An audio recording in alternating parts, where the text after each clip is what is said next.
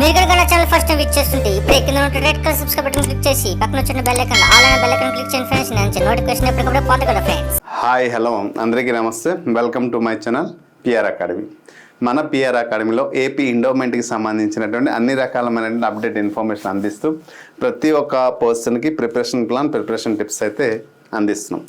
అదే విధానంలో ఈ వీడియోలో మీ ముందుకు సిలబస్ని ఎలా ప్రిపేర్ అవ్వాలి, ఉన్నటువంటి సిలబస్ ఏంటి, ఎందుకంటే ఎగ్జామ్ సింగిల్ సిట్టింగ్ ఎగ్జామ్ కాబట్టి సింగిల్ సిట్టింగ్ ఎగ్జామ్లో జరగబోయే 300 మార్క్స్ ఎలాంటి క్వశ్చన్స్ వస్తాయి, మరి ఏ టాపిక్స్ ఉంటాయి, ఏ సబ్జెక్ట్ ఉంటాయి, మనం చదవాల్సింది ఏంటి, ఎలా చదివితే 300 మార్క్స్లో మనం అనుకున్న 250 270 ఈ మార్క్స్ వస్తే మనకు ఉద్యోగం వస్తుంది. డిస్ట్రిక్ట్లో ఒక పోస్ట్ మాత్రమే, ప్రతి ఒక్క జిల్లాకి ఒక్కొక్క పోస్ట్ మాత్రమే ఉంది. టోటల్గా 7 పోస్టులు, మంది ఒకటి పోస్ట్ అవ్వాలంటే అందరికంటే హైయెస్ట్ మార్క్స్ మనది అవ్వాలి అంటే ఏ ప్రణాళికతో చదివితే ఆ స్థాయికి ఎదుగుతామనేది పరిపూర్ణమైన అవగాహన ఈ వీడియోలో కల్పిస్తాను. సిలబస్ గురించి ప్రతి ఒక్క విషయం మీరు క్లియర్గా ఎక్స్ప్లెయిన్ చేస్తాను. దయచేసి వీడియోని బిగినింగ్ నుంచి ఎండింగ్ వరకు క్లియర్గా చూడండి, అందరికి హెల్ప్ఫుల్ అవుతుంది. వీడియో నచ్చితే ఖచ్చితంగా మరి కొంతమందికి షేర్ చేస్తాను ఆశిస్తున్నాను. Before going detail analyst, it's my humble request to one and all Das please do like and subscribe my channel. If there is a time please share this video. అయితే ఇది carry forward పోస్టులు కాబట్టి అతి తక్కువ పోస్టులతో పాటు ఇవ్వడం జరిగింది.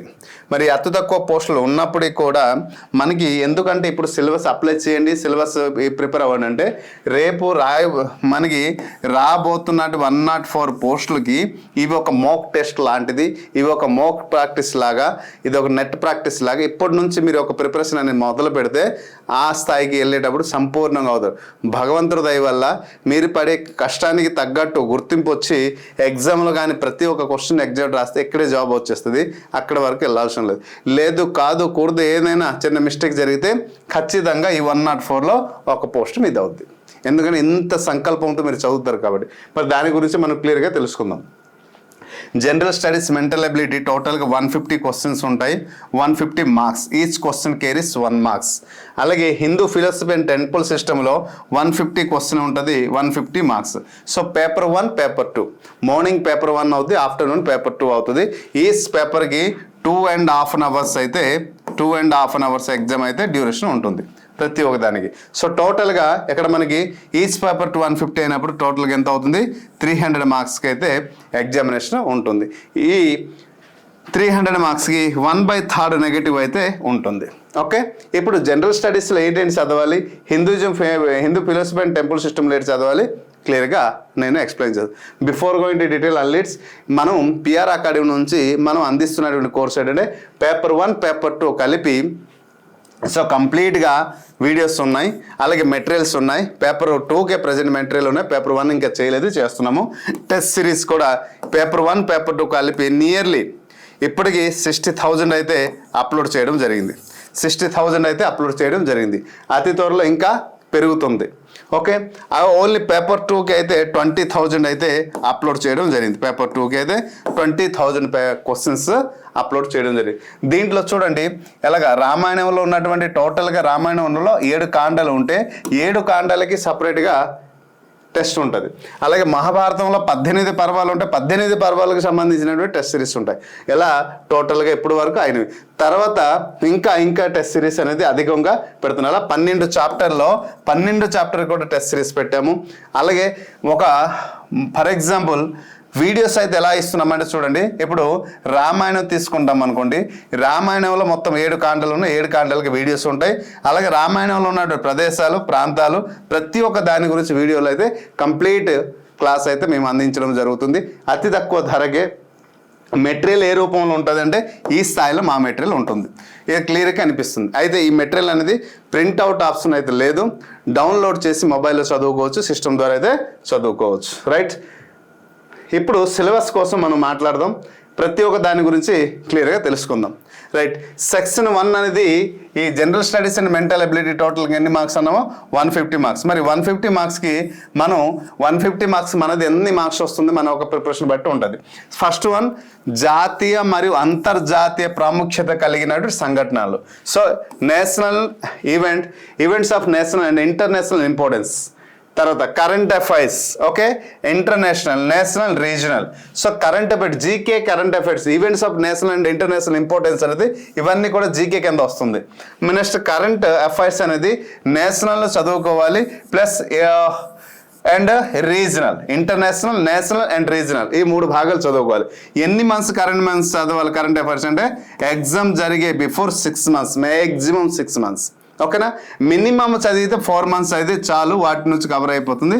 మ్యాక్సిమం 6 months చదివితే చాలు, సరిపోతుంది. రైట్, వీటి గురించి మనం తెలుసుకున్నాం. నెక్స్ట్ జనరల్ సైన్స్కి వచ్చేటప్పుడు ఈ జనరల్ సైన్స్లో application the day to day life. ఈ డే టు డే లైఫ్లో ప్రతి ఒక్క ఏ సబ్జెక్ట్ చదవాలి, ఫిజిక్స్, కెమిస్ట్రీ, బయాలజీ. దీంతో పాటు science and technology, science and టెక్నాలజీకి సంబంధించినటువంటి సబ్జెక్ట్ చదవాలి. అంటే ఇక్కడ సైన్స్ గ్రూప్కి సంబంధించినటువంటి గుర్తుపెట్టుకోండమ్మా, సైన్స్కి ఏంటన్నా physics, chemistry and biology plus science and technology. ఇక్కడ 4 సబ్జెక్టుకి సంబంధించినటువంటి కంప్లీట్ కోర్స్ అయితే చదువుకోవాల్సి ఉంటుంది. వీటికి సంబంధించిన కోర్స్ కూడా మనం పొందుపరచడం జరిగింది. నెక్స్ట్ సోషల్కి సంబంధించినటువంటి economics, political history and modern India with emphasis on Andhra Pradesh. So history పార్ట్కి వచ్చేటప్పుడు నేను డైరెక్ట్ ఎక్కడ చెప్తున్నాను చూడండి. ఇక్కడ సోషల్ పార్ట్కి వచ్చేటప్పుడు హిస్టరీ చదవాలి, social, history, polity and geography and economy.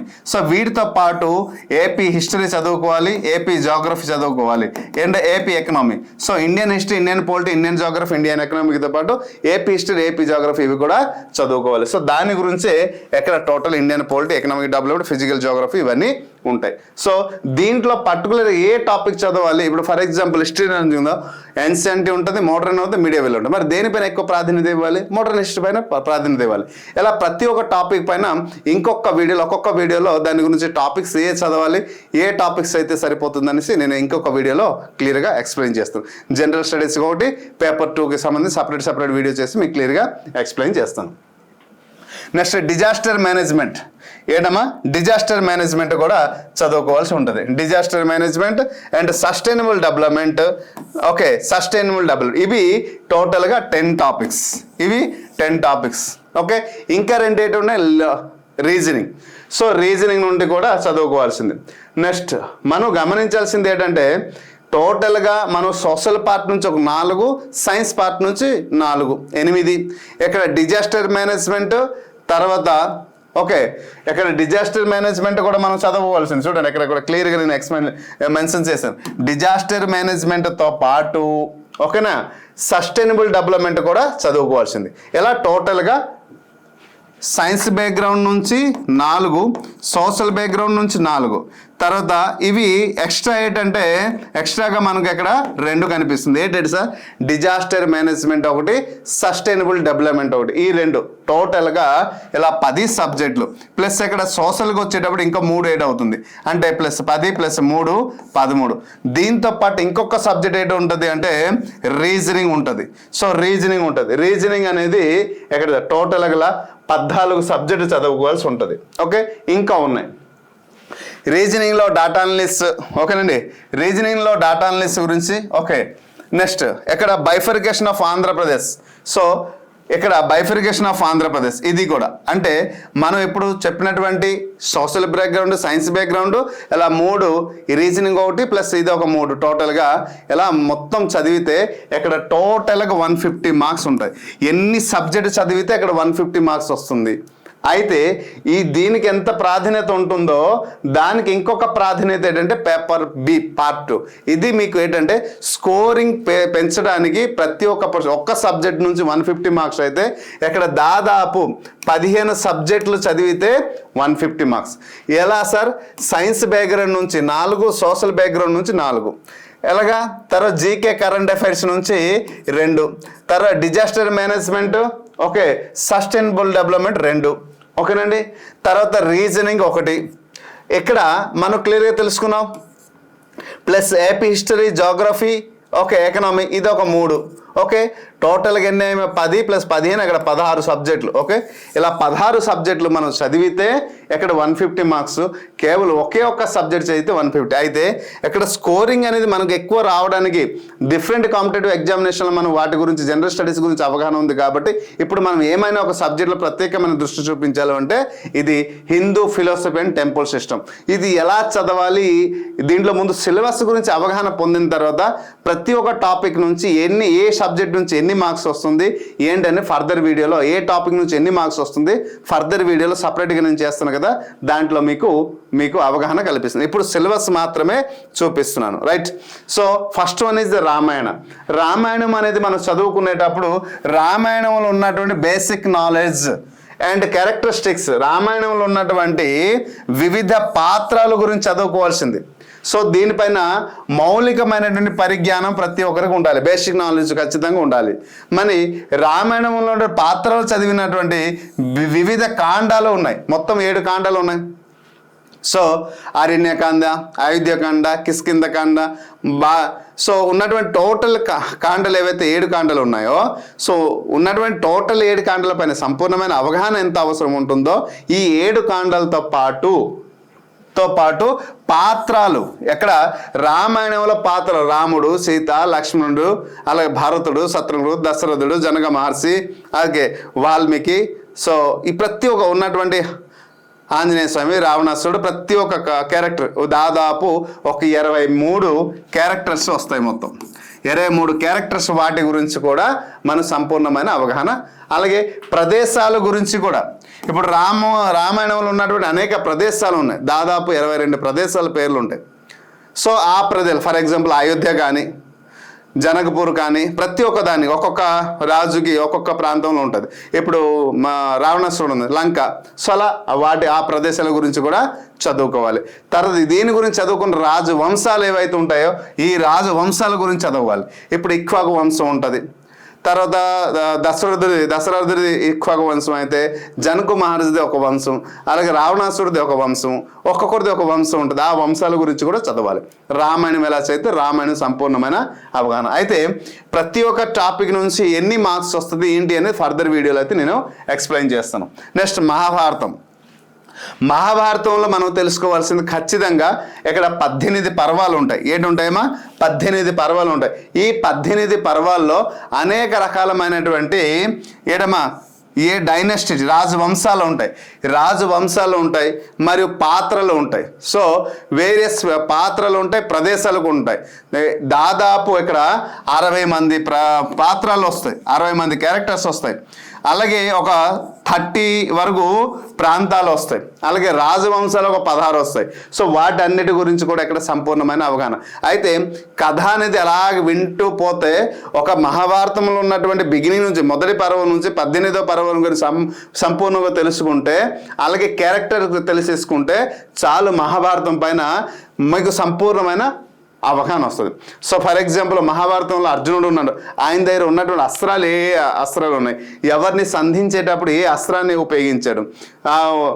So for example కర్ణుడు సంధించేటప్పుడు ఎటువంటి అస్త్రాలు సంధించాడు. సో ఇంద్రదేవుడు కర్ణుడికి ఇచ్చినటువంటి అస్త్రం ఏంటి, అగ్నిదేవుడు ఇచ్చినటువంటి అర్జునుడి దగ్గర ఉన్నటువంటి ధనుర్ధారి అంటాం, మరి ఆ గాంధీం ఎవరు ఇచ్చారు, ఆ పేరు ఎలా వచ్చింది, ఎవరు ఇచ్చారు అర్జునుడికి, ఇటువంటి పరిపూర్ణమైన అవగాహన అనేది ఉండాలి. అంటే కథ అనేది పరిపూర్ణమైన మనం వింటే తర్వాత పాత్రలు కానీ వచ్చామనుండి, ఎందుకంటే కథలో కొన్ని విషయాలు మనకి దొరకవు, అప్పుడు పాత్రలు చదువుకోవాలి. పాత్రలు ఎప్పుడైతే చదువుతామో సంపూర్ణమైన అవగాహన వస్తుంది.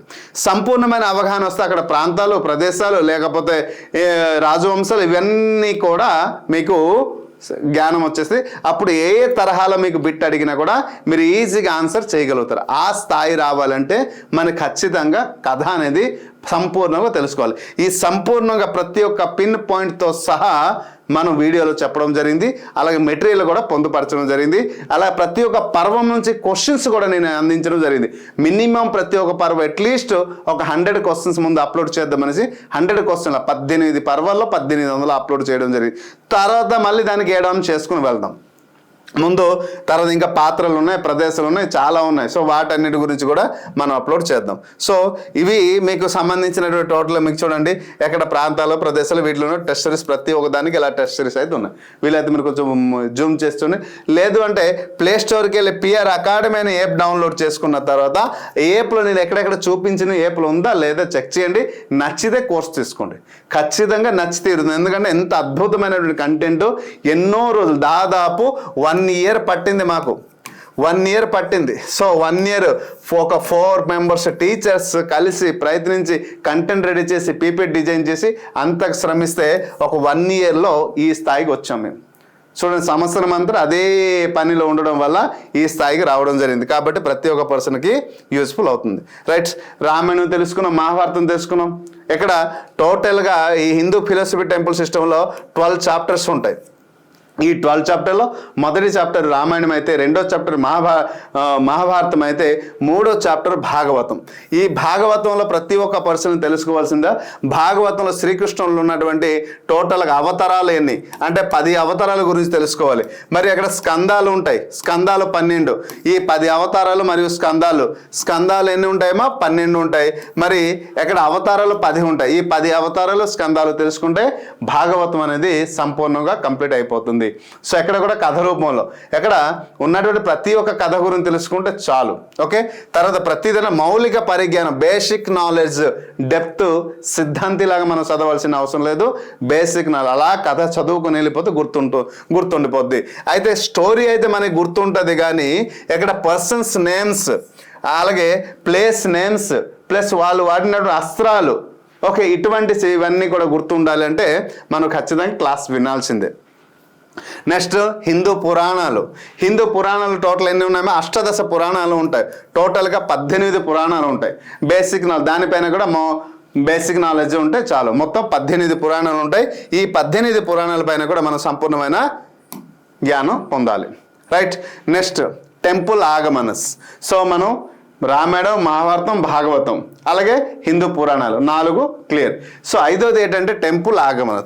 ఇప్పటి వరకు మనం Hinduism philosophy and temple system అని కూడా హిందూ ఫిలాసఫీకి సంబంధించి 4 ఉంటే, ఇప్పుడు టెంపుల్ సిస్టమ్కి కొన్ని ఉంటాయి. సో టెంపుల్ సిస్టమ్స్ కొన్ని ఉంటాయి. తర్వాత ఈఓ పోస్ట్కి మనం అప్లై చేస్తున్నాం కదా, దానికి సంబంధించి కొన్ని ఉంటాయి. సో అలా మొత్తం 3 భాగాల నుంచి మనకి ఇవ్వడం జరిగింది. రైట్, మరి టెంపుల్ ఆగమనస్లో ఇచ్చారంటే హిందూ శాస్త్రాల్లో వివిధ ఆగమన సాంప్రదాయాలు, ఇక్కడ వైష్ణవు, వైఖానసం అలాగే ఈ పంచరాత్రం. సో వీటన్నిటికీ మొత్తం పైన మనకి సంపూర్ణమైన అవగాహన 3 భాగాలుగా విభజించడం జరిగింది. వైష్ణవం, శైవము అండ్ అలాగే మాతృదేవత. సో ఈ 3 భాగాల నుంచి పరిపూర్ణమైన అవగాహన రావాలి. వైష్ణవంలో ఒక 4 పార్ట్లు ఉంటాయి, శైవంలో ఒక 5 పార్ట్లు ఉంటాయి, 5 టాపిక్స్ ఉంటాయి, అలాగే మాతృదేవతలో ఒకటి ఉంటుంది. సో కాబట్టి ఈజీగా మనం నాలెడ్జ్ గెయిన్ చేయవచ్చు. నెక్స్ట్ భారతదేశంలో జరుగుతున్నటువంటి హిందూ ఫెస్టివల్స్ మనకి 13 జిల్లాలు ఉన్నాయి. ఈ 13 జిల్లాల్లో ఎక్కడెక్కడ ఏ జిల్లాలు అయితే ఉన్నాయో ఆ జిల్లాలో ఉన్నటువంటి పుణ్యక్షేత్రాలు ఏంటి ఉన్నాయి వాటి గురించి తెలుసుకోవాలి. భారతదేశంలో ముఖ్యంగా జరుపుకున్నటువంటి పండుగలు అయితే 20 కదా. సో వాటి గురించి సంపూర్ణమైన అవగాహన తెలుసుకోవాలి. లైక్ ఓకే, శ్రీరామనవమి, హోలీ, దసరా, దీపావళి, సంక్రాంతి, ఇటువంటివి. సో భారతదేశంలో జరుపుకున్నటువంటి పండుగల గురించి సంపూర్ణమైన అవగాహన తెలుసుకోవాలి. నెక్స్ట్ ఇది 2 అయింది. నెక్స్ట్ 7th ఏంటంటే వేదిక్ కల్చర్. అంటే మన సంస్కృతి, వైదిక సంస్కృతి ఏంటంటే వేదిక్ కల్చర్ గురించి క్లియర్గా మనం తెలుసుకోవాల్సింది. యజ్ఞాలు, యాగాలు, ఓకే. సో దీంట్లో ఉన్నటువంటి వేదాలు ఎన్ని, ఉపవేదాలు ఎన్ని ఉన్నాయి, ఉపనిషత్తులు ఎన్ని ఉన్నాయి, వాటి గురించి అవగాహన పొందాలి. సో వేదాలు, ఉపవేదాలు, ఉపనిషత్తులు, సో జీవితంలో ఉన్నటువంటి వివిధ దశలు ఉన్నటువంటి ధర్మాలు, ఓకే, వీటి గురించి కూడా అవగాహన మనం పొందాలి. వీటి నుంచి కూడా క్వశ్చన్స్ వస్తున్నాయి. నెక్స్ట్ హైందవ మత ధర్మ చరిత్రలో వివిధ తత్వాలు, ఈ వివిధ డిఫరెంట్ ఫిలాసఫీ గురించి కూడా అడగడం జరిగింది. అంటే ఈ భారతదేశం ఎప్పుడైతే నేను గొప్ప అని ప్రయత్నించి నేను గొప్ప, నా మతమే గొప్ప, నా తత్వమే గొప్ప, నా ధర్మమే గొప్ప అని అనేటప్పుడు చాలామంది తత్వవేత్తలు వచ్చి దేవుడు అనేవాడు ఒక్కడు, మనుషులందరం ఒకటే, మనమందరం నమ్మాలి, ఒకే తత్వం, ఒకే మతం, ఒకే ప్రాంతం, ఒకే భావాన్ని ఒకటే అని బోధించి అనేక దైవం అంటే ఎలా ఉంటుంది, భక్తి అంటే ఏంటి, ధర్మం అంటే ఏంటి బోధించినటువంటి వ్యక్తులు ఎవరైతే సమాజం హితం కోసం చేశారో, like Shankaracharya. So Kashmir to Kanyakumari దాదాపు ఈ 4-5 సార్లు తిరిగి ప్రజలందరికీ మమేకం పరిచి ఎన్నో విధాలుగా మహోన్నతమైనటువంటి మార్పు అయితే హిందూ మతం కోసము చేసినటువంటి గొప్ప వ్యక్తి ఎవరంటే శంకరాచార్య. అలాగా ఈ ఫిలోసఫర్స్ ఎవరు ఉన్నారు వాళ్ళ గురించి సంపూర్ణమైన అవగాహన పొందాలి. నెక్స్ట్, హిందూ సమాజంలోనే కుటుంబ వ్యవస్థ. మన కుటుంబ వ్యవస్థలు ఇక్కడ ముఖ్యంగా 3 ఉంటాయి. ఏంటి ఉంటాయి అంటే కుటుంబ వ్యవస్థ, దత్తత ప్లస్ వంశ పారంపర్యంగా వస్తున్నట్టు వారసత్వం చట్టం. వీటి గురించి మనం తెలుసుకోవాలి. ఈ కుటుంబ వ్యవస్థ అంటే చాలా ఈజీ, ఇక్కడ ఈజీగా మనం మార్క్స్ పొందదు. ఇక్కడ మనం తెలుసుకోవాల్సింది ఏంటంటే వంశ పారంపర్యంగా ఉన్నటువంటి వారసత్వం చట్టం మరియు దత్తత చట్టం. ఈ వారసత్వం చట్టం మరియు దత్తత చట్టం గురించి మనం కొంత అవగాహన అయితే ఇక్కడ పొందాల్సిందే. సో ఇక్కడ ఈ హిందూ హిందూ సమాజంలో ఉన్న కుటుంబ వ్యవస్థ గురించి మనం తెలుసుకోవాలి. నెక్స్ట్, దేవాలయాల్లో ఉన్నటువంటి ధార్మిక సంస్థలు మరియు ఆదాయ వనరులు అంటే టెంపుల్లో వచ్చినటువంటి ఇన్కమ్ సిస్టమ్స్ ఏదైతే ఉన్నాయో వాటి గురించి, టెంపుల్ ప్లస్ ధార్మిక సంస్థలు, చారిటబుల్ ఇన్స్టిట్యూషన్స్ ఏవైతే ఉన్నాయో, టెంపుల్స్ మన భారతదేశంలో ఎన్ని ఉన్నాయి, దాంట్లో స్పెషల్గా ఆంధ్రప్రదేశ్లో ఎన్ని ఉన్నాయి, దానికి వచ్చే ఆదాయాలు ఎలాగ ఉంటాయి, ఎవరు ఆధిపత్యం ఉంటారు, ఎవరు ఆధీనంలో ఉంటుంది, ప్రభుత్వం దానికి ఏ విధాలుగా నడిపిస్తున్నాయి, దానికి ఉన్నటువంటి ఆర్టికల్స్ ఏంటి, సెక్షన్స్ ఏంటి, ఎవరు ఆజమాయిషీలు ఉంటుంది, ఎవరు ఏ విధానంలో మనం నడిపించాలి, వీటన్నిటి గురించి ఇక్కడ పరిపూర్ణమైన అవగాహన పొందాలి. రైట్. సో నెక్స్ట్ మనం ఇక్కడ చూస్తుంటే duties of executive officer. So కార్యనిర్వహణ అధికారి యొక్క విధులు ఏంటి ఉంటాయి. సో మనం అప్లై చేసినటువంటి పోస్ట్ ఏంటంటే ఈఓ పోస్ట్. ఈఓ పోస్ట్ కావాల్సినటువంటి విధులు ఏంటి, డ్యూటీస్ ఏంటి, రెస్పాన్సిబిలిటీ ఏంటి, తను ఏ ఆర్టికల్ ప్రకారం నియమం అవుతారు, నియమం అయిన తర్వాత తను నడిపించవలసినటువంటి ఈ వ్యవస్థ ఏదైతే ఉందో, టెంపుల్ ఏదైతే ఉందో దాన్ని ఏ విధానం నడిపే, దాని యొక్క అధికారాలు ఏంటి, దానికి ఏ సెక్షన్ పరంగా ఆయనకి రైట్స్ ఉంటాయి, వీటి గురించి మనం క్లియర్గా తెలుసుకోవాల్సింది. ఇక్కడ డ్యూటీస్ ఆఫ్ ఎగ్జిక్యూటివ్ ఆఫీసర్ అంటే మనం అప్లై చేయని ఈఓ పోస్ట్. ఓకే, దాని గురించి. Next last one is the భూ రికార్డులు అంటే ఈ చారిటబుల్ ట్రస్ట్ లేదు అంటే టెంపుల్ సిస్టమ్కి సంబంధించినటువంటి రికార్డ్స్ ఏదైతే ఉందో పూర్వకాలం నుంచి కొన్ని వందలు వేలు లక్షలు ఎకరాలు కూడా భూములు దానంగా ఇచ్చారు. అది ఎన్ని ఎకరాలు ఉన్నాయి, ఎంత ఇన్కమ్ వస్తుంది, దానికి ఎవరు చూస్తున్నారు. సో వీటి యొక్క రికార్డ్ సిస్టమ్స్ అనేది కూడా తెలుసుకోవాలి. ప్రభుత్వానికి సంబంధించిన భూములు ఏంటి, ప్రభుత్వం సంబంధించిన భూమి కాదు, దేవాలయానికి సంబంధించిన భూమి ఏంటి, వాటి గురించి పరిపూర్ణమైన అవగాహన అనేది, ఏ చట్టాలు దాన్ని రక్షించాలి, ఏ చట్టం ప్రకారంగా ఉంచాలి దాన్ని అనేది ఇక్కడ సంపూర్ణమైన అవగాహన కూడా తెలుసుకోవాలి. సో వాటన్నిటి గురించి మనం ఇక్కడ వీడియో రూపంలో, పీడిఎఫ్ రూపంలో, మెటీరియల్ రూపంలో, అలాగే టెస్ట్ రూపంలో కూడా అందించడం జరుగుతుంది. సో మెటీరియల్ ఎలా ఉంటుంది, టెస్ట్ ఎలా ఉంటుంది, కాబట్టి ప్రతి ఒక్క ఆస్పిరెంట్కి నేను 100% చెప్తున్నాను మై డియర్ ఫ్రెండ్స్. ఎస్, మనం పేపర్ 1 పేపర్ 2 కలిపి అయితే ఆఫర్లో మనం అందిస్తున్నాం. లేదు ఓన్లీ పేపర్ 2 కావాలి సార్ అంటే పేపర్ 2 కూడా కంప్లీట్ కోర్స్ ఉంది. సో ప్లీజ్ ప్లే స్టోర్కి వెళ్ళి పిఆర్ అకాడమీ అనే యాప్ డౌన్లోడ్ చేసుకోండి. డౌన్లోడ్ చేసి దాని ద్వారా పర్చేజ్ చేసుకోండి. ఒకవేళ ఏమైనా డౌట్ ఉంటే ఈ నెంబర్ కాల్ చేయండి.